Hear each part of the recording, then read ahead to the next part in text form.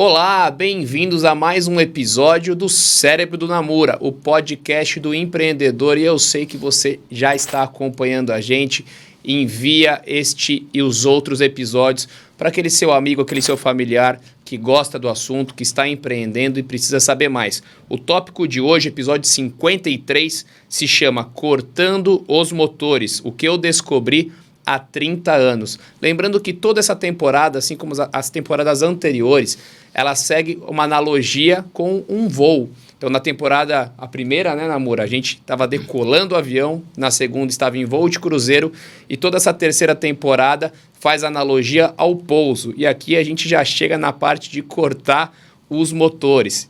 Lembrando também que todos esses tópicos estão vinculados, de certa forma, ao livro Yes You Can, que é o guia prático do empreendedorismo, está aqui na minha frente, que é do Luiz Namura. E cada episódio a gente discute um episódio desse livro. Hoje a gente vai falar muito sobre risco, quando arriscar ou não nos negócios. Além disso, para você que já nos acompanha, sabe que este podcast tem o oferecimento do Albert. Albert é o seu aplicativo, o seu verdadeiro parceiro de negócios para fidelização de clientes. O Albert te dá cashback. Então, se você é usuário, vai sempre receber de volta uma parcela da sua compra. E não só você.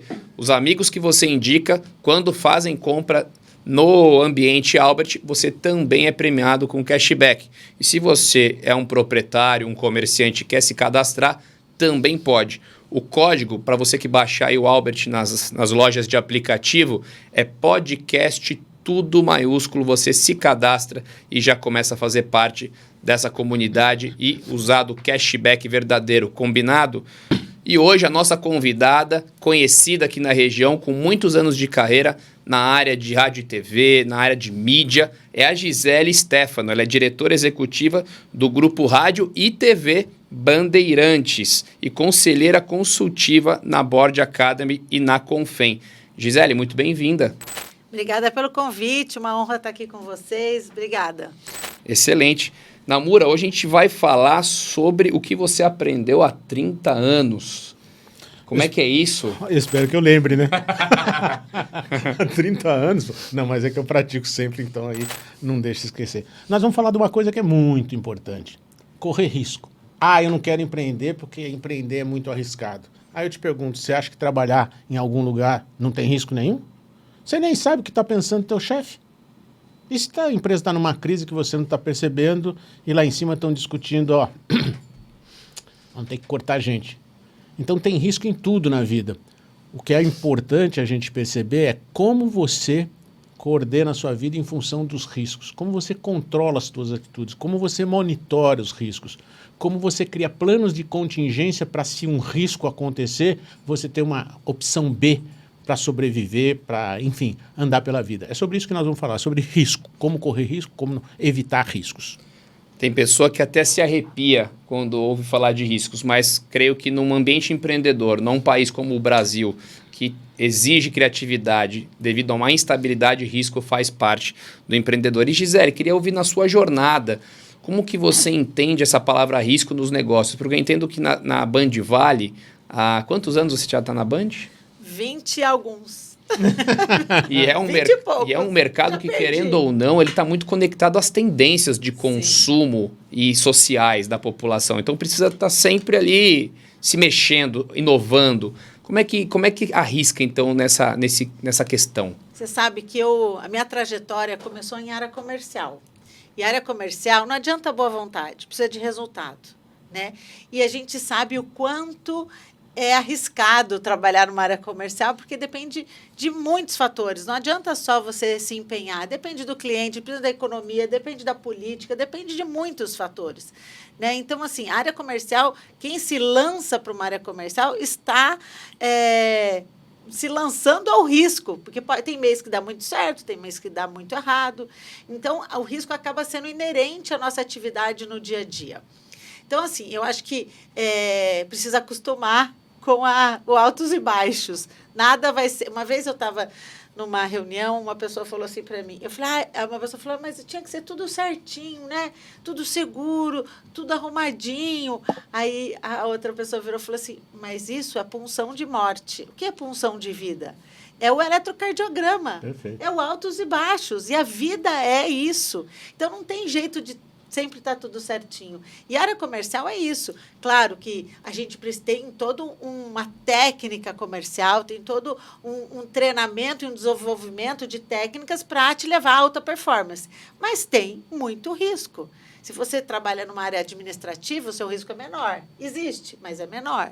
Né? Se você vai empreender, o risco é maior ainda, porque depende muito, né, de vários fatores, de investimento, de colocar o dinheiro ali. Então, acho que o risco faz parte da vida da gente todos os dias. E quando você fala do seu capítulo, né, o que eu de 30 anos atrás, né, eu escrevi um capítulo de um livro, o que as mulheres deveriam saber com 25 anos de idade. Muito legal. Que tem muita aderência do que eu li no material de vocês, né? Porque se a gente soubesse de algumas coisas antes, ia ser tão mais fácil. Olha que coisa legal. Me deixa completar isso daqui. Uma vez eu estava nos Estados Unidos e eu vi um curso lá, eu falei, meu inglês deve estar ruim. Aprenda a morrer. Eu falei, será que é isso mesmo que o cara está querendo dizer ou é uma metáfora? Eu falei, eu vou aprender a morrer. E fui lá e entrei no curso. Eu tinha uns 25 anos e a galera tinha de 75 para cima. Tinha uns 50 anos de diferença. E eram psicólogos mostrando para a pessoa que quando chega num certo momento da vida, você morre realmente quando você não tem mais objetivo, você morre por dentro. Não quando você vira um defunto lá. Então, aproveite a sua vida enquanto você está por aqui. Quando você estiver em outro local, você vai aproveitar de um outro jeito. Então era muito legal para essas pessoas não ficarem deprimidas nessa fase da vida. E aí foi feita uma pesquisa sobre, olha que coisa legal, o que você faria se você tivesse 50 anos a menos? Perguntou para todo mundo. E todo mundo olhou para você, assim. Mais ou menos, todo mundo olhou para mim, né? Vinha num curso assim, Exatamente. há 50 anos atrás. E o que eu descobri nesse curso? Olha que pérola. Unanimidade, não foi um ou foi outro. Você sabe o que eles gostariam de ter feito a mais se eles tivessem 50 anos a menos? Trabalhado menos. Isso é da música, né? Arriscariam mais. Olha só. A palavra que apareceu lá era arriscariam mais. Para mim foi um diamante, porque eu falei, eu tenho o que eles não têm, que são 50 anos a menos. Então você pode arriscar. E eu posso arriscar. E tem o que eles também têm, essa sapiência. Sim. Então eu tinha duas coisas. Provavelmente, se não for um ponto tão fora da curva, quando eu chegar no 75, eu vou estar pensando que nem esses caras. Então deixa eu acreditar que eles estão certos. Isso. E começar a utilizar esse conhecimento profundo. E foi uma das coisas que me fez arriscar. Meu pai foi outra, foi exatamente isso. Meu pai veio da Segunda Guerra Mundial, da Guerra Civil Espanhola, e falou, você acha que lá não tinha risco? Muito. Você acha que o risco era igual a você, que você tem casa, comida, estuda numa boa faculdade e está com medinho de dar uma aula no cursinho?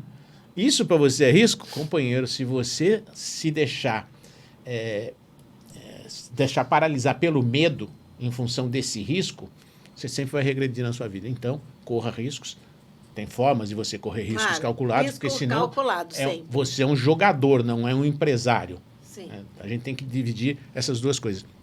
Mas a gente vai tratar disso, se você souber trabalhar adequadamente dentro de você esse receio do risco, você pode progredir violentamente na sua vida. Até porque eu acho o maior inimigo da gente é a gente mesmo, né? A gente se coloca, às vezes, limites que às vezes não existe no mercado, em alguns lugares. Então, acho que a gente precisa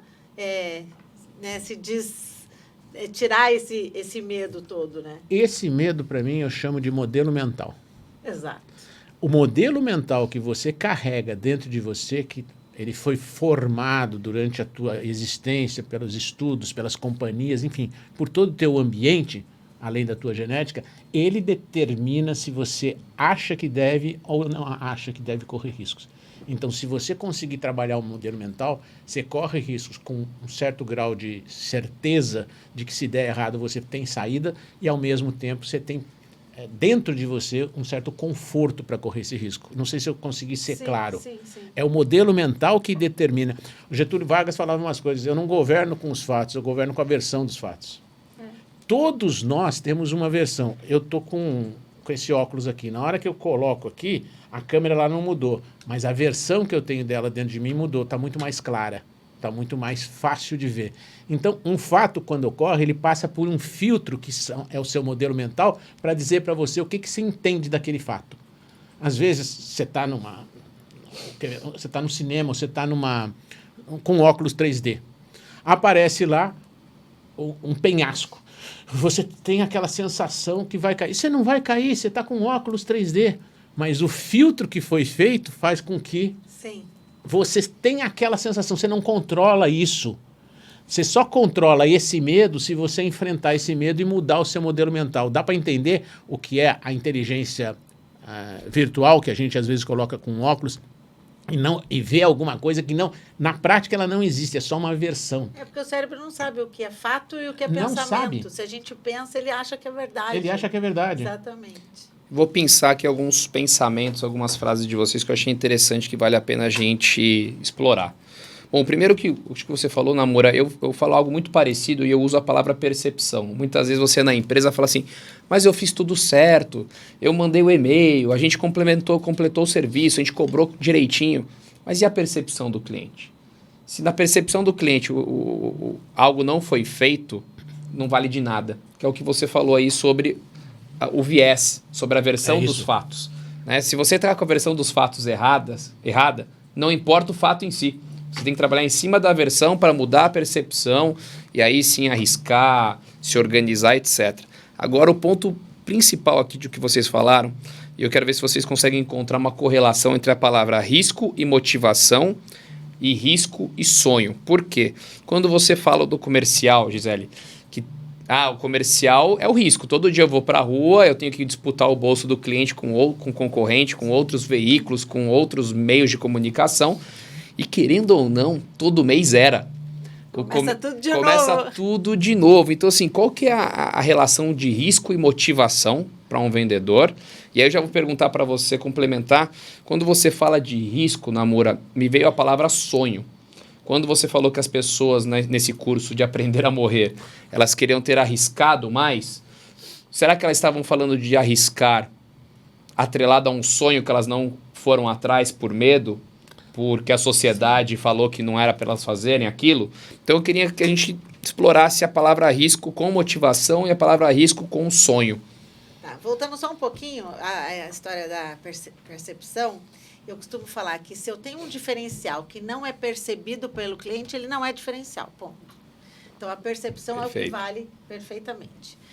Com relação a risco e motivação, eu tinha um chefe um tempo atrás que ele falava assim, minha motivação são boletos para pagar. Não tem uma motivação.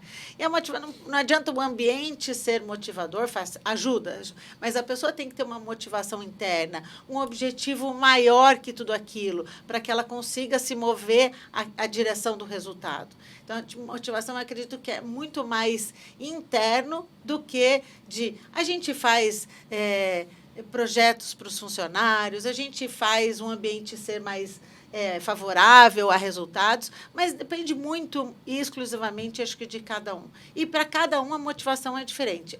Eu falo que tem 3 tipos de pagamento, o emocional, o financeiro, 2 tipos de pagamento. O emocional e o financeiro. Você pode ganhar muito dinheiro, se você está infeliz, isso não dura. Você pode está muito feliz, ganhando pouco dinheiro, também não dura. Mas cada um tem o seu tempo disso acontecer. Então, são 2 coisas muito importantes. Ter o reconhecimento financeiro e o reconhecimento emocional do trabalho da pessoa. Eu acho que essas 2 coisas fazem muito sentido para mim. O vendedor gosta de risco, então? Eu acho que se não gostar, não consegue ser vendedor, na verdade. Se ele não gostar, atividade, ele suporta. E outra coisa... Uma resiliência boa a risco. E só trazendo para o meu dia a dia, hoje eu sou diretora executiva. Quando eu assumi aqui há 3 anos atrás, a gente estava numa sede antiga, que fazia sentido naquele momento, e que, para mim, eu queria imprimir um pouco mais de modernidade e tudo mais. E aí, assim, 80 anos, um prédio próprio, e aí chega a pessoa aqui e fala assim, bom, vou mudar a sede de lugar. Mudar uma televisão e 3 rádios de lugar, logo depois da pandemia. Fiz um business plan, levei para a presidência da empresa, tive um monte de questionamento. Foram 2 horas de questionamento, pensou nisso, pensou naquilo. E a última pergunta, você vai precisar de dinheiro? Falei, não, eu tenho caixa. Então faz. E aí eu voltei para cá e começamos a trajetória de mudança da sede. Com um risco enorme de dar certo, de não dar certo, de só faltar dinheiro, da televisão sair do ar. Assim, claro, é um time integrado, mas a responsabilidade final era da pessoa aqui. Então, eu acho que assim, a gente empreende, tem risco, mas enquanto funcionário, que você falou, a gente tem muito risco. Porque se você não se lança ao novo, se você não faz projetos diferentes, e às vezes muito mais ousados do que até a gente imagina, você não sai do lugar. Então, assim, até o funcionário, lá dentro, eu promovo muito que as pessoas deem sugestões, lancem projetos, para que a gente realmente... eu acho que a empresa é do tamanho dos seus líderes. Então, eu quero líderes gigantes para ter uma empresa gigante, simples assim. E, para ter isso, precisa de arriscar, de fazer diferente, de fazer o novo, de se lançar o novo. Então, hoje, a gente está 1 ano numa sede nova, completamente reestruturada, 100% paga, sem um dinheiro de empréstimo, na raça mesmo, e foi um risco imenso. Aí uma amiga minha falou assim para mim, uma executiva de São Paulo, quando você começou a obra, você tinha algum receio de que não ia dar certo? Eu falei, eu nem pensei nisso. Eu nem cogitei que não ia dar certo, eu simplesmente fui fazendo. Então, acho que a gente ter essa segurança também impulsiona o fazer, né? Olha, você já pensou que a palavra risco com a motivação, que a gente começou essa pergunta em cima disso, a mudança, crescimento, inovação, atividade ou inatividade, e realmente, acho que qualquer pessoa que hoje tem um negócio e pensa agora na fala da Gisele, fala assim, nossa, se eu não tivesse expandido, eu não estaria aqui, se eu não tivesse investido nesse produto, eu não teria chegado a esse ponto. Faz todo sentido o que você falou. Você vê como a palavra risco ela é muito mais abrangente quando você começa a discutir ela. Mas eu acho que a palavra risco com sonho é aquela que mexe dentro da gente, faz todo mundo colocar a mão na consciência e pensar. Eu queria, Namura, que você trouxesse esse lado. Você sabe que eu fico teorizando tudo, né? Por favor. Então, teoriza aqui sobre isso, que eu acho que vai... Teorizar e simplificar. Vai ter ressonância com muita gente. Desse lado, tem onde você está. Desse lado, onde você quer chegar. Então, aqui está o sonho. Aqui está onde você quer chegar. O que tem no meio? Aqui você tem uma motivação. Aqui você tem o local onde você quer chegar. O que tem aqui no meio? O risco. Então, se a motivação é moto para ação, é um motivo para você agir. A motivação de cada pessoa é como se fosse um vaso. Quando você enche de água, a água toma a forma do vaso. Um vaso diferente, que é um ser humano diferente, tem uma motivação diferente. Um pode ser status, outro pode ser dinheiro, outro pode ser cuidar dos filhos, seja lá a motivação do cara. A pessoa tendo essa motivação, ela tem a motivação porque ela tem um sonho, ela quer chegar em alguma coisa. O que impede ela de sair dessa motivação, partir para ação e chegar aqui, é como ela encara os riscos deste negócio. Medo. Os riscos envolvem, vou fazer ou não vou fazer? Tenho medo ou não tenho medo? Vou enfrentar esses medos? Vou largar a sede que estava há 80 anos lá no mesmo lugar para ir para uma outra sede? Mas ela tinha uma motivação para fazer isso. A motivação era tão grande que ela resolveu correr o risco para sair daquela posição. Então, as 3 palavras se unem aqui. A motivação, o sonho e o risco que está no meio. Se o teu sonho for muito grandioso, a tua motivação for muito forte, você corre o risco. Se o seu sonho é fraco, a motivação é forte. Mas se não der certo, não quero, vou ficar do meu jeito. Agora, se você não tiver motivação ainda, você nem sonha. Então, são 2 pontos totalmente diferentes. Onde você está, onde você quer chegar e o caminho que você vai trilhar. Muitas pessoas não cruzam essa barreira. Eu tenho o sonho de ser médico. Está aqui meu sonho. Eu quero ser médico. Eu estou com motivação para estudar? Tá bom. Então eu vou pagar o preço lá de ficar 6 anos ralando, mais 2 anos de residência, mais 5 anos de especialização para ser um médico reconhecido. Então essas 3 palavras são fundamentais. E o risco, ele é maior ou menor, ele não é um risco objetivo. O risco é que nem a beleza e é que nem o valor. É subjetivo. Ele não é objetivo. Não, mas eu posso perder o emprego. Mas você pode não perder o emprego. pode dar errado. Não, mas pode dar certo. Você vai dar mais valor para se a coisa der certo ou se a coisa der errado. Isso depende de como você se conformou como ser humano, dos filtros que você criou para você como ser humano, como você encara a vida. Às vezes, pular de asa delta para mim, como eu sou piloto e eu sei o risco, maior nível de morte na aviação, digamos assim, é asa delta. O cara tá voando, de repente ele entra... Eu sempre achei a asa delta uma pipa gigante. É mais que isso. O camarada não tem noção do que está acontecendo com ele na física. Ele vira de mais um, entra em faca, que a gente chama, e cai. Eu, por ter esse conhecimento, não quero correr esse risco. Quem não tem esse conhecimento, não, tá cheio de gente voando aí, ele corre o risco. Ou seja, o fato objetivo é que aquele negócio lá em cima pode cair de algum jeito. Quem vai ver mais risco ou menos risco vai depender da pessoa. Então, no fundo, para simplificar isso, você tem a motivação, você tem o sonho. Para sair da motivação e realizar o sonho, você tem uma trajetória. No meio dessa trajetória tem empecilhos, alguns maiores, outros menores. Como você encara esses empecilhos, são o risco que você resolve correr ou não.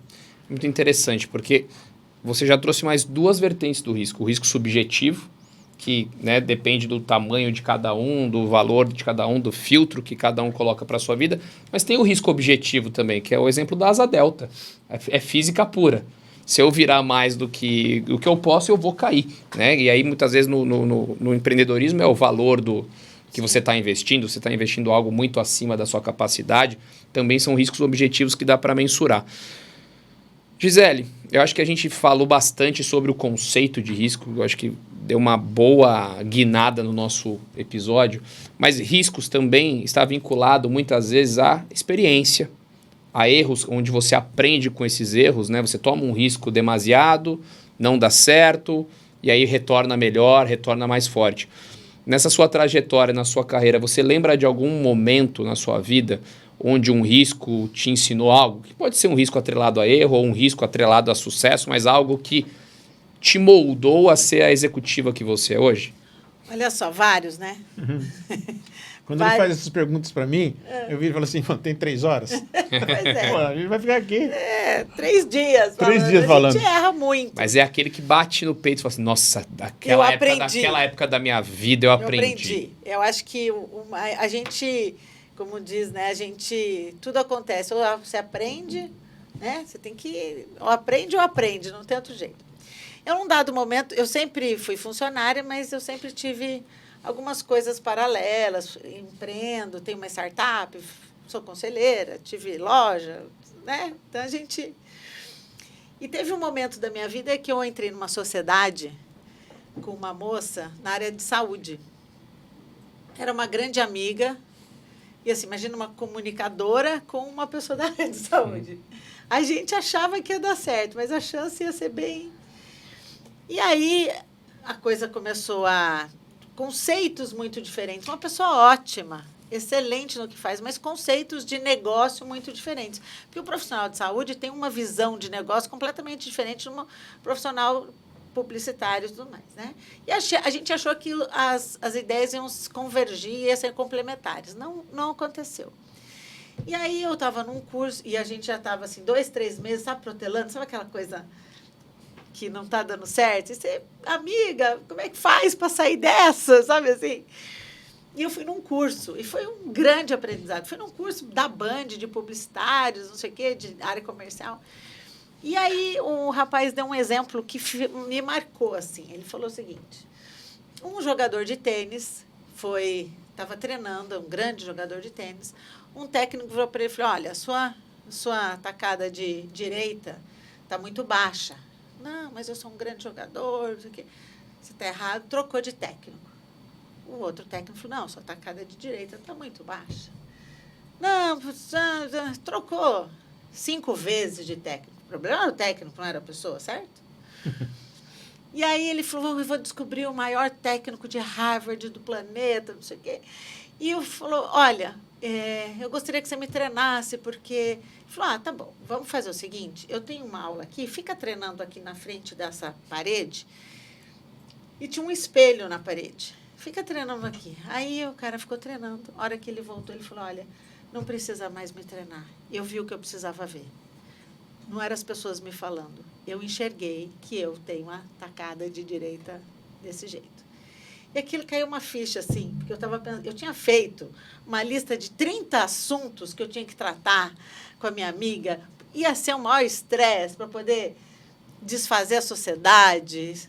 Momentos drásticos da vida, né? Como é que você... Aquilo, eu falei, bom, não adianta eu falar nada, ela não vai ver. E eu também não vou ver, porque ela também deve ter uma lista de 30 comigo. Simples assim. Eu marquei um café da manhã com ela e falei, olha só, eu pensei no seguinte, vamos terminar a sociedade, eu não te falo nada, você não me fala nada, a gente continua amiga, a gente acerta a parte financeira e a gente não vai tocar mais nesse assunto. Vamos zerar isso? Porque aí a gente não precisa... Colocamos embaixo do tapete? Colocamos, tudo bem. Mas se a gente fosse entrar num quesito de discussão no fim, a gente já estava para terminar a sociedade. Uma coisa é você alinhar a trajetória ao longo do caminho, mas quando já está, não adianta falar mais nada. E foi a melhor coisa que a gente fez, a gente é amiga até hoje, ela sabe que eu tenho uma lista, eu também, ela sabe, eu sei da lista dela, a gente nunca comentou. Então, acho que assim, o principal feito é a gente entender que a gente precisa enxergar os nossos defeitos, não é o outro falando, então a gente precisa se desenvolver, melhorar, e assim, com mais leveza, né? Acho que a grande dica é com mais leveza, sem as coisas muito exacerbadas, muito... Ria de você mesmo. Pois é. Ria de você mesmo. E a gente quer achar que o outro que é culpado não é. Eu também era. Era 50 de cada um. Quer dizer, casamento, sociedade, amizade, filho... Toda relação outra, né? não é 49-51, é 50-50. Você estava consumida por esse problema, por esse risco que você via. Às vezes você tem que pensar, daqui 1 ano, eu vou estar pensando nisso? Não, daqui 1 ano eu já vou ter esquecido, já vou estar com outro problema, vou ter brigado outro com a risco. pessoa, uma pessoa boa. Exato. Então, não precisou. Então, eu acho que foi um grande aprendizado, estratégia de saída. Toda vez que eu vou falar com alguma pessoa, eu falo, qual a sua estratégia de saída? Porque a gente entra nas coisas sem saber como é que sai. Então, eu aprendi que tudo que eu entro, eu já tenho que saber como... Porque se não der certo, você tem que saber como vai sair numa boa, né? Ela está pronta para montar uma empresa de investimentos, porque todo fundo de investimento, ele entra com estratégia de saída. Daqui a um certo tempo, 3 anos, chegou nos KPIs que ele queria, ele vai cair fora, Exatamente. sem dor no coração. Já entra com essa maturidade. É isso. Em sociedade é isso, você vai entrar com essa maturidade. Olha, acordo de sócios. Na hora que não der certo, eu faço isso, você faz isso. Está combinado? Tá tudo certo. É isso. Então, assim, aprendi há 10 anos atrás como fazer negócio, assim, sofrido. E foi esse curso. Foi um cara chamado Timothy, que ele faz curso nos Estados Unidos, tem uma empresa aqui, e que fala sobre... É uma analogia do tênis e do golfe para os negócios.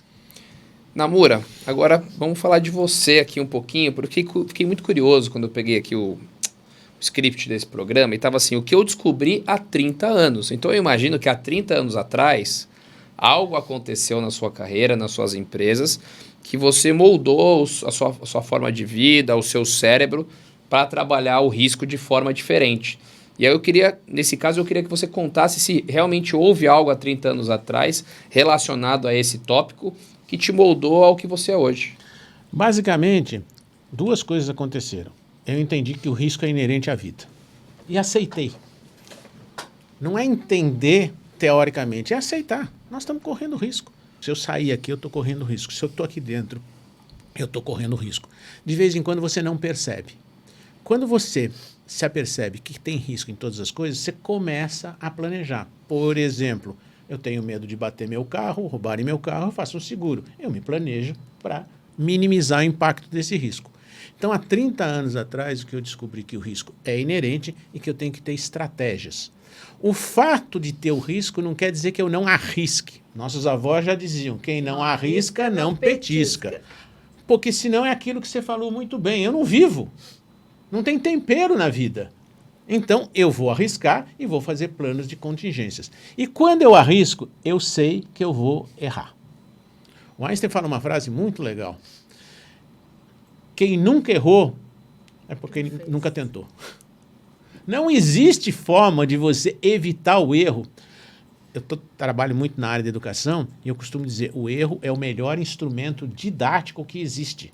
Ele não deveria ser marcado como uma cruz, porque isso vai criando um modelo mental de que o erro é punido. Errar. Não posso errar. Aí eu minto, eu omito, eu coloco a culpa nos outros. Quando eu fico adulto, fico esperto. Porque eu sei que quando eu era criança, eu era punido cada vez que eu errava. E não falava, que bom que você errou. O que você aprendeu com isso? Em vez de ter um olhar positivo para o erro, existia um olhar negativo. Aquilo formou o modelo mental das pessoas para esconder o erro ou não querer errar para não ser punido. Portanto, se eu vou ser punido, eu não quero errar. Para não errar, eu não arrisco. Olha que loucura. Lembra que eu te estava falando do modelo mental? Exato. É assim que é formado o modelo mental de aversão ao risco. É o medo que é incutido nas pessoas e a punição cada vez que você erra. Como é que a gente faz aqui na empresa? Então, o que eu aprendi? Que eu tenho que dar liberdade para as pessoas errarem. Errem. Errem rápido e errem pequeno.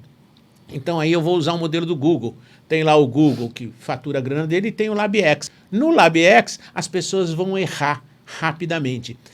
Lá não se faz MVP, o mínimo produto viável. Se faz a técnica do spin, que durante 5 dias, 40 horas, 8 horas por dia, eu testo uma ideia. Eu concebo um problema, no dia seguinte eu concebo soluções para esse problema, no terceiro dia eu faço um protótipo, no quarto dia eu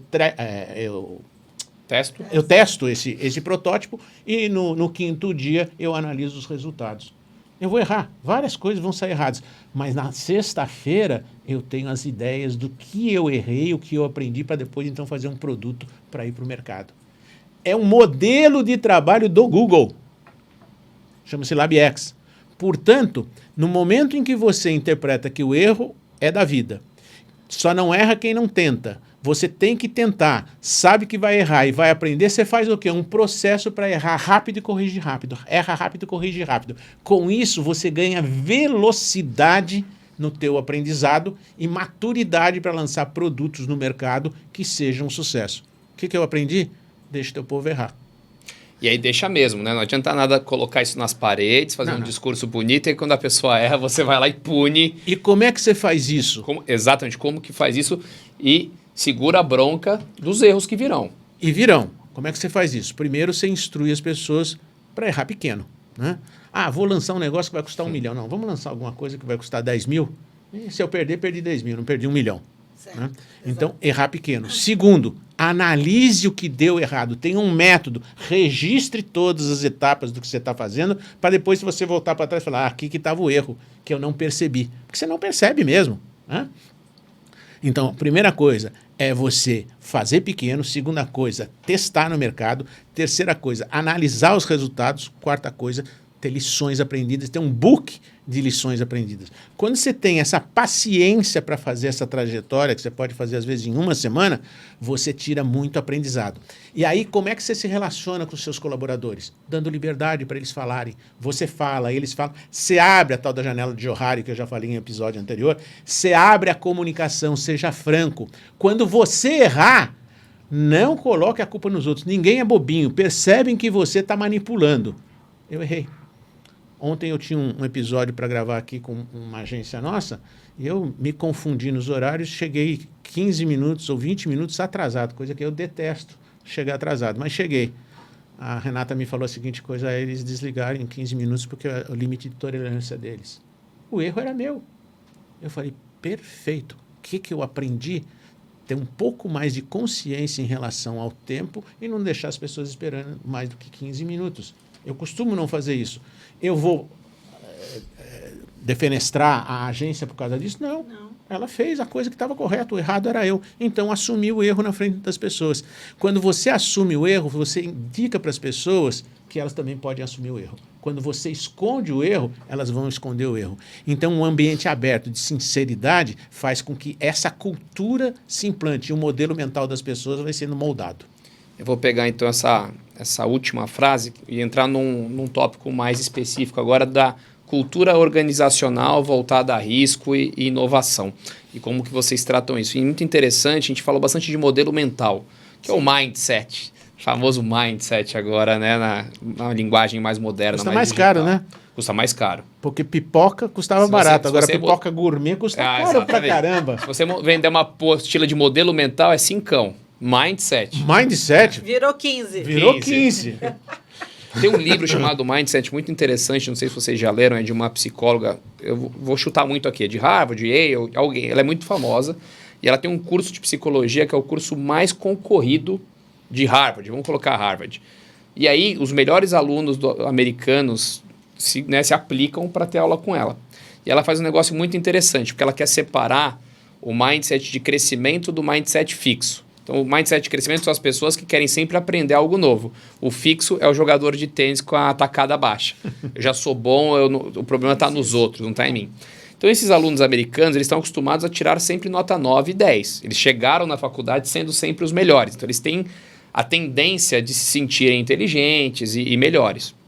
Ela dá uma prova onde ela fala, estudem capítulo 1 e 2. E ela dá o capítulo 3 e 4. Todo mundo vai mal na prova dela. Todo mundo vai mal. Então, alunos que são excelentes tiram lá 2, 3, 4.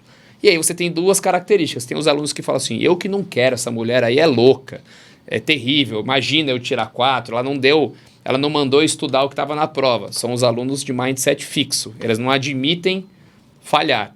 E tem aqueles que falam assim, o quê? Eu nunca tirei 3 na minha vida, agora eu quero entrar nesse curso que eu quero ver o que essa mulher tem para mim. Então, ela já faz uma triagem pegando os alunos que têm um mindset de crescimento. Eu achei muito legal. E eu queria pegar essa história, então, como então trabalhar numa cultura organizacional de mindset de crescimento? Como trazer isso para a sua equipe? O que você já faz ou o que você acredita que dá certo? Então, olha só. Alguns estudos falam que a gente tem na empresa 10% de pessoas brilhantes, 80% de pessoas médias e 10% de pessoas descomprometidas com o todo, né? Eu acho que o nosso grande desafio é esses 80%. Porque os 10% que não está no jogo vai sair, é tempo, vai sair. O universo, a cultura expurga. Então, essa aqui não precisa preocupar, porque esses 10% vai estar fora de um ano para o outro. Os 10% brilhantes também não precisa preocupar, porque o cara vai voar, vai te ajudar. Acho que o nosso grande desafio são os 80%, porque essa turma é uma turma que pode evoluir e que pode ir para o outro lado de não estar comprometida. Todo mundo fala, né, que a estratégia morre no café da manhã por conta da cultura da empresa. É verdade. A cultura da empresa é muito forte. Então, assim, e uma cultura não se muda em menos de 2, 3 anos. É um processo de cultura da empresa. Então, assim, acho que, assim, alguns pontos. Primeiro, contratar bem. Acho que o processo de contratação é fundamental para ver se essa pessoa tem aderência aos valores da empresa. E hoje tem muita técnica para contratar bem, testes, né, perguntas, estilo de vida. O Instagram, o Facebook mostra quem é a pessoa facilmente, né? O LinkedIn, as redes sociais ajudaram muito a gente poder contratar de uma forma um pouco mais profunda.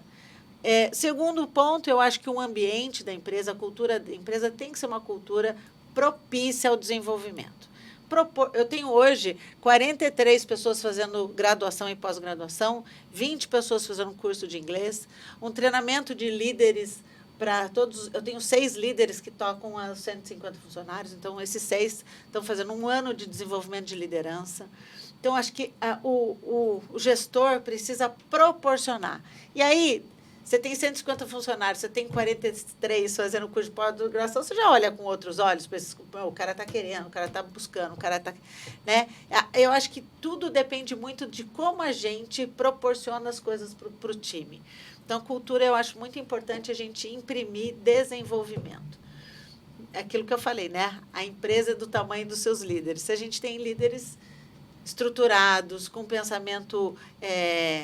estratégico, a gente vai ter uma empresa melhor, gigante e tudo mais. Então, eu acho que a cultura da empresa é o ponto mais importante para que a gente desenvolva aí um ambiente favorável para os funcionários. E a cultura do treinamento. Tem uma outra história da Alcoa. A Alcoa, né, a maior empresa de alumínio do mundo, trouxe um CEO novo. E a expectativa dos acionistas é que ele ia falar de expansão, de M&A, de outras unidades em outros continentes. Ele chegou e falou assim, a minha gestão vai ser baseada em treinamento e segurança do trabalho. As ações despencaram. Falei, pegamos um roda presa aqui. E a Alcoa nunca cresceu tanto na gestão de alguém quanto na dele, porque ele percebeu que essa cultura de treinamento, de segurança do trabalho, das pessoas ajudarem umas outras no Parque Fabril, ia trazer uma produtividade que a Alcoa nunca teve por conta de quebrar máquina, de processos ineficientes. Então, ele trouxe essa cultura realmente do treinamento, que muitas vezes é uma cultura vista como chata, né? Treinar é chato. Desperdício. Treinar é desperdício de tempo. Muitas vezes o próprio treinador também não se sente na obrigação de estar motivado para treinar. Então, Namura, você trouxe essa primeira visão de como trabalhar o erro dentro da organização. A Gisele complementou com essa parte do erro, mais a cultura, mais a educação. E como que isso se transforma em prática, em treinamento, numa empresa que se desenvolve, que se recicla para que a coisa ande e esse mindset de crescimento fixe? Ela roubou uma fala minha, então vou ter que mudar vamos um pouquinho cortar, a fala. então. Vamos cortar essa parte, viu, Rod? Tá. Não, tô brincando. Isso é sinergia. Isso é sinergia. Aí depois eu descobri o que é anergia, que é o oposto da sinergia. Mas outra hora a gente fala disso, que eu já esqueci da pergunta que o Marco fez. Como manter, então, depois de tudo isso, né? Do erro incentivado, que passa pelo mindset de crescimento, que passa pela essa cultura de educação e proporcionar treinamento para os colaboradores. Duas palavras fundamentais. Uma é cultura. A cultura tem um poder de fazer as pessoas agir de um jeito ou de outro fora do comum. Fora do comum. Então, se você não tiver uma cultura que permita as pessoas se expressarem, as pessoas contribuírem, as pessoas crescerem, nada disso vai acontecer. Sim. Não adianta. E aí o que você tem que entender é que a gente estuda tanto, lê tanto, participa de tanta coisa e é tão simples administrar. Sem ser levar para o lado religioso, Jesus Cristo administrou muita gente, né? E a única coisa que ele se preocupava era com as pessoas. Costumo dizer na empresa que a gente não trabalha para os nossos clientes finais, nós trabalhamos para os nossos funcionários. Os funcionários é que trabalham para os clientes finais. Se eles não quiserem fazer, pega um time de futebol cheio de craque que resolve derrubar o técnico. Eles não trabalham. Sim. A cultura é, vamos derrubar o técnico. E eles derrubam o técnico. Não vai mandar todos os jogadores embora. Manda o técnico porque não está dando aquela sinergia que deveria acontecer. Então, nos manuais de administração, você tem 3 P's que são fundamentais. Pessoas, produtos e processos. Muito bem. Quem faz produto? São as pessoas. Quem cria os processos? São as pessoas. Portanto, esses 3 P's é P ao cubo, pessoas, pessoas e pessoas. Nossa. Trabalhe pelas pessoas. Aí, lembra que a gente falou da motivação? Você vai ter reuniões, às vezes, individuais. Você fala, aqui eu sou profissional, lá em casa eu sou outra pessoa. Não, você é uma pessoa só. O seu cérebro não tem pedágio no meio para passar de um lado para outro. O cérebro do seu colaborador é um só. Se ele tiver com problema em casa, ele traz para cá. Se ele tiver com problema aqui, ele leva para casa e desconta em casa. Então você tem que conversar com ele para saber quais são os problemas dele. Você tem que se doar. Você como líder de alta performance, se doa para os seus funcionários. Cuida da vida deles. Eles vão cuidar da sua vida. Eu costumo dizer em vendas, nunca peça nada. Ofereça tanta coisa que o cara fique desesperado para comprar de você. Olhe para o umbigo dele, não para o seu que você quer fazer a venda e ganhar dinheiro com aquilo. Resolva um problema da pessoa que automaticamente, ela querendo aquela solução, ela vai te pagar. Então, o foco dessa história toda está em ser humano. Em olhar realmente para o ser humano, as necessidades, os desejos, as carências, as dificuldades e tentar ajudar. Às vezes você não consegue ajudar, mas a demonstração que você dá de interesse genuíno faz com que a pessoa desenvolva dentro dela o sentimento mais profundo que um ser humano pode desenvolver. Você vai pensar que é o amor, né? Não, é a gratidão. Gratidão. Se você conseguir fazer isso com os teus funcionários, você muda qualquer cultura. Porque aí todo mundo vem, aqueles 80, quando você começa a se dedicar a um, a outro, aquilo corre violentamente. Viu o que fulano fez para mim? Eu estava com essa dificuldade. As pessoas começam a olhar para você e admirar você, olhar para você como realmente um líder, saber que elas se sentem protegidas com você, que você não manipula, que você negocia, que você às vezes usa técnicas de persuasão, mas que você obtém o consenso. Então, não tem nada além de pessoas. Se você quiser fazer uma companhia gigantesca, faça com que as pessoas possam realizar os sonhos dela através desse veículo que é a sua empresa. Aí você vai ver para onde a sua empresa vai chegar. Vai chegar num local que você nunca pensou, porque elas vão levar. Você quer ir longe? Vai sozinho. Você quer ir rápido? Vai sozinho. Você quer ir longe? Vai acompanhado. É isso. Só para concluir, o Simon Sinek, ele fala... 100% dos seus funcionários são pessoas. 100% dos seus clientes são pessoas. Você não entende de pessoas, você não entende de negócio. Nada. Acabou. É isso. Lá e Simon Sinek, um grande pensador moderno, atual. Sim. Os vídeos dele são bem legais. Para que você que não conhece, Simon Sinek, com K no final, vale a pena assistir. E, Gisele, você que tem, né, muitos anos aí na diretoria executiva, eu imagino que na TV Band Vale, nas rádios, tem aí uma moçada nova, é uma geração que se interessa muito, né, por essa questão das mídias sociais, mídia televisiva, no sentido de criar rádio e TV, produzir, ter algum controle da narrativa. E você vive isso na veia. Sim. Para quem está aqui com a gente nesse episódio, já assistiu praticamente 50 minutos dessas super dicas, como que você diria a essa pessoa, como é que ela navega, então, durante a carreira dela e em busca dos sonhos dela, em relação a essa questão dos riscos? Até que ponto os riscos valem a pena? Como ela gerencia essa pressão quando ela arrisca para buscar algo novo? Como que você, se a Gisele de... Quantos anos de Band? 20 e muitos. 20 e muitos anos atrás de Band. Ele insiste, né? Começar. Existe, né? Que coisa. Isso é bom. A gente precisa de gente com história para contar e não somente currículo bonito. O que você falaria para você mesmo, de repente, quando você começou há 20 e muitos anos atrás? Aprendeu! Eu quis falar de novo. Bom, a questão do risco, eu acho que a gente sempre tem que entender o que não te frustra muito. Acho que a gente tem que cuidar, se abraçar, né? Se acolher. Então, assim, eu vou até aqui, porque até aqui eu consigo. Até aqui eu dou conta. É arriscado? É, mas eu dou conta. Como que a gente sabe isso? Desenvolvimento pessoal e conhecimento do território. Eu acho que a gente precisa conhecer um pouco do território, porque a gente só toma risco calculado. Ninguém é cachorro louco que sai fazendo um monte de coisa, porque se for fazer isso, vai se arrebentar. Você se mata e não vai chegar em lugar nenhum. Então, assim, risco calculado, para calcular o risco. Entenda até onde você pode ir e você só consegue entender a partir de desenvolvimento pessoal. Eu fiz um curso, meu filho tinha 2 anos, ele tem 25. Fiz um curso há 23 anos atrás com Laí Ribeiro sobre neurolinguística. Perfeito. Era um dos papas da neurolinguística na época. Ele continua atuando hoje muito mais como médico, mas ele que começou isso no Brasil.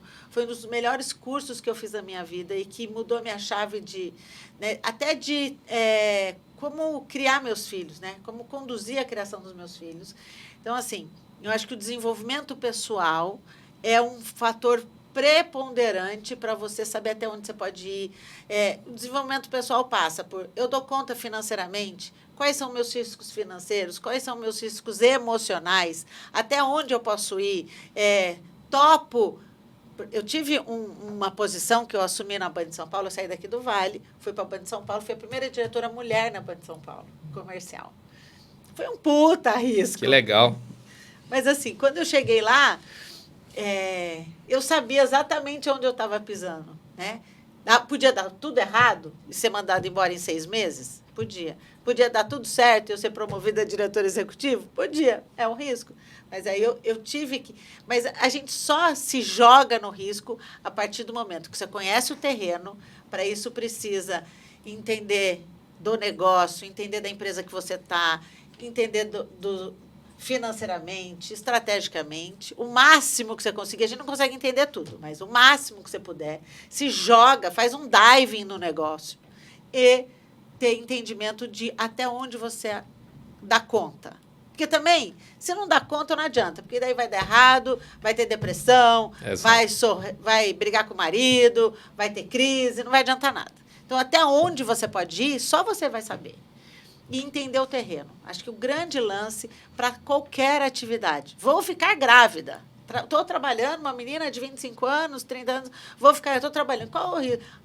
Até onde eu dou conta? Posso sair do trabalho se for mandada embora? Porque é um risco. 60% das mulheres que voltam da atividade, da gravidez, são mandadas embora. 60% no Brasil. Dado interessante. Então, assim, tem um monte... medir até onde eu dou conta. E para tudo. Para o trabalho, para a promoção, para a gravidez, para o namoro, para o filho. Vou viajar, não vou. Eu acho que tudo, se a gente tiver entendimento e se acolher até onde você dá conta, e também entendimento do território que você está pisando. Perfeito. Acho que o nome do jogo é educação, né? Desenvolvimento pessoal. É o nome do jogo. Perfeito. Pessoas, de novo. Pessoa. O líder tem que proporcionar esse tipo de ambiente para que a pessoa queira se desenvolver. A gente está aqui para realizar os nossos sonhos, né? Uma pergunta difícil que muitas vezes é feita para as pessoas, é feita para a gente. Qual é o sentido da vida? O sentido da vida é a vida que tenha sentido. E para você. Tem sentido para você. Para você, para cada um. E a vida que tem sentido é uma vida que você se joga para viver. Você vai desfrutar, vai chorar, vai crescer, mas vai ficar um ser humano mais maduro para, inclusive, compreender outros seres humanos. É isso. Perfeito. E essa questão da saúde mental, né, Namura e Gisele, muito bem falado, porque, mais uma vez, o risco objetivo é isso. Eu vou trabalhar quantas horas, quanto eu vou ganhar, quanto eu vou gastar. Agora, e o risco subjetivo? Quanto isso vai influir na minha família, na minha saúde, quanto eu vou ter que abdicar de outras coisas que eu gosto, estou disposto a pagar esse preço. Acho que só o autoconhecimento traz essa maturidade que você falou. Bom, pessoal, a gente está chegando no final de mais um capítulo, mas antes, você que acompanhou até aqui, gostou do papo, quer saber mais? Então acessa agora o QR Code que está na sua tela e com esse QR Code você vai e compra com desconto o livro Yes You Can, que é um guia prático de empreendedorismo e para você que tem empresa, a sua empresa decolar mais rápido. Ou você faz um vídeo aí e tagueia o @LuizNamura, que a equipe dele entra em contato também, mas aí tem que ser um vídeo legal, hein? Um vídeo de empreendedorismo, com uma sacada boa, para ganhar o desconto no livro, combinado? E lembrando também que o Oi Albert, que é o nosso parceiro verdadeiro de cashback, é o patrocinador da 3ª temporada do Cérebro do Namura. Esse aplicativo é muito legal, tem uma série de lojas e serviços lá dentro, você compra, ganha o cashback, até aí, né, tem bastante gente que oferece o tal do cashback. Mas o Albert é um pouquinho diferente. Você também pode indicar pessoas, e quando essas pessoas indicadas fazem o consumo, compram alguma coisa de lojas afiliadas, você também recebe esse cashback. Ou seja, recebe cashback até dormindo. O exemplo da balada é sempre muito bom, né, Namura? É isso. Se você indicar alguém e essa pessoa fizer compras, ela vai receber o cashback. Mas você, por ter indicado, recebe cashback também. Então, se ela for na balada à noite, tomar uns goró lá, você está dormindo, mas está pingando alguma coisa na sua conta. E uma novidade que eu gosto de trazer aqui, né? A partir da semana que vem, quer dizer, acho que já está no ar, quando esse episódio for para o ar, essa semana que vem já passou. Já foi. Então, já está no ar a inteligência artificial do varejo. Albert agora incorpora inteligência artificial e o Albert se torna a inteligência artificial de todo o varejo brasileiro. É uma novidade única. Bom, então no próximo episódio a gente vai falar um pouquinho sobre isso. Tá bom. Deve ter dado uma curiosidade no pessoal. Então também, ó, QR Code na tela, puxa o Albert, código é podcast, tudo maiúsculo para você fazer parte dessa comunidade. Combinado? A Gisele colocou há um tempo atrás aqui, quando a gente estava fora do ar, né? Das coisas que ela estava fazendo, que ela fez rapidamente, né? 2 horas você tinha alguma coisa para fazer e mostrou um vídeo para a gente, um vídeo que foi feito maravilhoso e com inteligência artificial. Imagina na sua empresa você querer fazer todo um programa de marketing de marketing e de vendas para a sua empresa para o Dia das Mães. Imagina fazer isso com um clique num botão. O Albert Está no vai Albert. montar uma espécie de A inteligência artificial, o Albert é uma inteligência vai artificial. fazer a partir de propaganda do agora. estabelecimento. Ela vai criar tudo, todo o cronograma para você colocar na Band depois, vai fazer toda a Boa, programação de gostei. Agora que Gostei. já a gostou. programação de mídia, vai colocar as datas, vai colocar os programas e vai dizer para você quais são os scripts, os textos que vão ser gravados para que você possa fazer isso com alta velocidade a custo zero dentro do Albert. Excelente, muito bom. Já ficou bastante claro a nova inteligência artificial do Albert para o varejo. E como sempre, a gente termina com uma frase para a gente discutir e finalizar aqui o nosso papo. A frase de hoje é de Freud, médico neurologista e psiquiatra austríaco, criador da psicanálise, morto em 1939. A frase é a seguinte: podemos nos defender de um ataque, mas não de um elogio. Quando Pedro me fala sobre Paulo, sei mais de Pedro que de Paulo. O homem é dono do que cala e escravo do que fala. Frase forte hoje. Forte. Quem quer começar? Eu nunca começo, eu simplesmente ouço Arremata. e arremato. Essa parte do que o homem é escravo do que fala é pura verdade. É uma palavra, depois que sai da boca, não volta mais. Então, acho que eu falo que assim, a nossa trajetória profissional passa pela forma como a gente se comunica na empresa, né?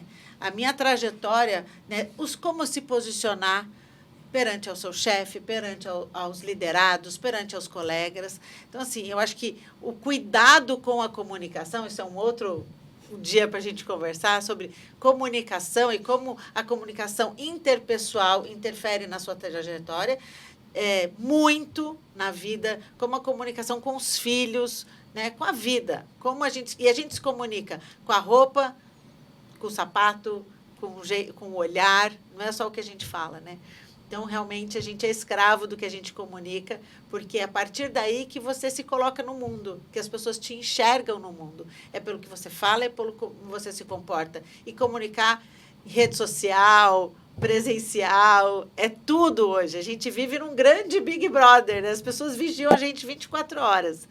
Então, eu acho que tem que tomar muito cuidado mesmo, né? A gente pode ser cancelado em poucos segundos.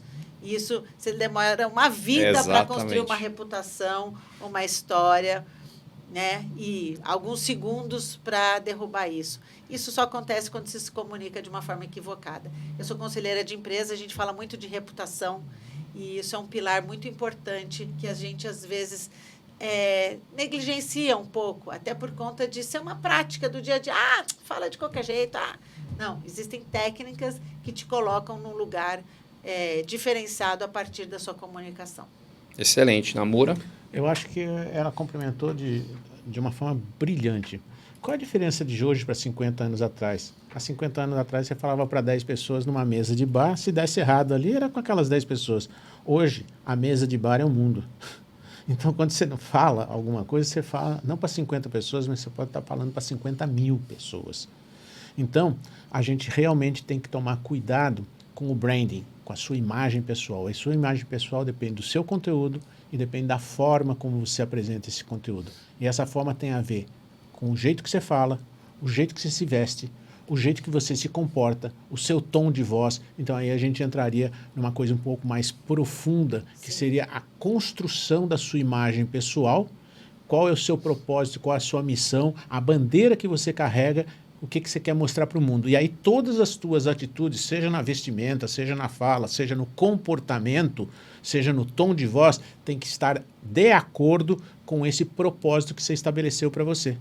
Você é um vegano? Imagina alguém tirar uma fotografia de você num restaurante, numa churrascaria. Acabou com todo o seu discurso de vegano, porque a foto vale mais do que todo o seu discurso. Então, essa frase do Freud é muito interessante. Você é escravo do que você fala. Eu diria que você é escravo do seu comportamento hoje em dia, porque muita gente está olhando para você e esperando alguma coisa de você. Você quer assumir esse posto? Assuma esse posto com consciência, sabendo que as tuas atitudes, o teu gestual, a tua fala, tudo que você faz está sendo analisado, como a Gisele bem disse, nesse Big Brother mundial hoje que se chama internet. E só para colocar uma pitada aí, as mulheres têm pontos ainda mais sensíveis nessa comunicação. Então, vamos fazer um outro podcast Sobre para falar comunicação. disso. Para falar disso. Ela deixou um gancho aqui de curiosidade. Porque o homem não precisa pensar que roupa vai colocar de manhã, a mulher precisa, no mundo corporativo. O homem infelizmente, tá? Não estou falando se é certo ou errado, Perfeito. e não estou levantando bandeira. Não é o mérito, está constatando um fato. Né? Numa festa da firma, a mulher, se tiver alguma postura e o homem tiver a mesma postura, são julgados de formas diferentes. Sem dúvida alguma. Né? Sem dúvida alguma. Então, assim, a comunicação passa para a mulher de uma forma ainda muito, infelizmente, muito criteriosa. É verdade. É verdade. Essa frase é muito rica, né? Se você pegar a primeira frase da frase, a primeira sentença, podemos nos defender de um ataque, mas não de um elogio. Olha como isso é forte. Ou seja, cuidado com aquelas pessoas que te elogiam muito, que só te agradam, que só puxam seu saco, né? Porque defender de um ataque é fácil, tá mais óbvio. O jogo tá em cima da mesa. Tá óbvio. Exatamente. O No jogo elogio tá embaixo da mesa. Exato. Agora, quem te elogia muito, muitas vezes está ali cavando, né, a sua... O tapinha nas costas. Tapinha nas costas no é mundo perigoso. corporativo tem muito. Tem muito. Nossa. E a gente Você é não dono pode... do seu negócio, é diferente. A gente que é funcionário, né, eu respondo por uma empresa, tudo. O jogo corporativo é diferente. Ele vai continuar existindo. Não adianta você... Ele se atualiza, ele muda um pouco, mas ele continua existindo. Afinal de contas, são pessoas. Mesmo quando você é o empresário CEO, esse jogo continua. Porque você não pode se colocar como o dono. Essa palavra fica muito forte, você distancia, você cria uma cultura equivocada. Você é um colaborador a mais. Você sabe como é que é feito o organograma aqui? O organograma tem o CEO, o superintendente, o gerente, tem lá, não sei quantos cargos. Aqui a gente vira de ponta cabeça, que o chefe de todo mundo é o cliente, que ele que está lá em cima pagando a conta. Maravilhoso! Vou fazer isso lá. Pega o organograma e vira de ponta cabeça para todo mundo entender quem é que está em cima. Quem que manda? Quem é que manda? Quem é que manda? Porque se ele mandar e esse povo não fizer, ele não volta mais. Se esse povo não fizer, o gerente dele que está logo abaixo, não tem mais. Tem porque e esse existir. CEO deixa de existir. Bom, tem um monte de historinha aí, de história Nossa. da Band. Bom, outro dia a gente conta. A gente vai ter que deixar para um próximo episódio. A gente já ultrapassou. Já vou tomar bronca aqui da equipe de marketing do Namura, que é excelente, mas são bravos, hein, Namura? O povo aqui é... Mas espero que você que tenha ficado até o final tenha gostado. Afinal de contas, a ideia é essa, é riqueza de conteúdo, é naturalidade de quem entende do assunto. E você, quer continuar aí pegando dicas valiosas, siga lá, @LuizNamura. Tem todos os episódios, tem os canais do Namura, tem os cortes. Segue também a Gisele Estefano, Gisele com 2 L's, Estefano com ES, correto? Estefano, do jeito que fala. Exatamente. Gisele com 2 L's, Estefano. Também tem bastante coisa boa lá no Instagram. Tem no LinkedIn. LinkedIn você usa mais ativa. Eu gosto mais do LinkedIn. Perfeito. Me segue também, @Danilo Magri. Também tem vários cortes aqui do Cérebro do Namura. Obrigado a você. Olha, e não esquece de deixar o comentário. Quanto mais você comenta, quanto mais você replica esse conteúdo, mais assertivo a gente é na hora de trazer esses insights e convidados ilustres para dividir com a gente. Combinado? Até o próximo Cérebro do Namura. Até lá.